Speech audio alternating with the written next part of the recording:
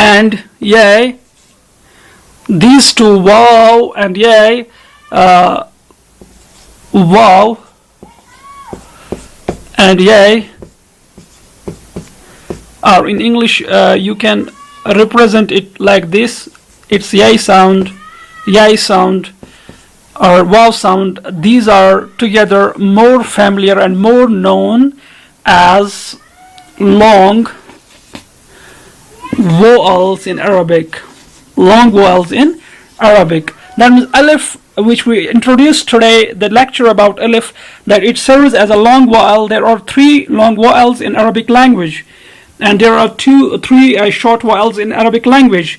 So its greater function is to give length to short vowel, that's fatha, and give it length, and it becomes then a long vowel. What we read about alif, we can summarize that here. See, this is alif. So we will do one thing. You will mark it and just do one thing like this. This arrow, this one, and this one. So this is first number here.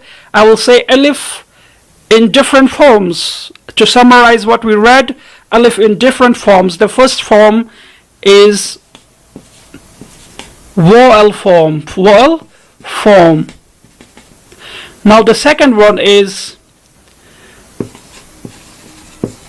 weak letter form. And the third one is, here I will write here,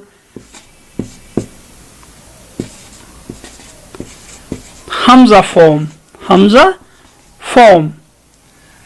And if I do one thing, I will write here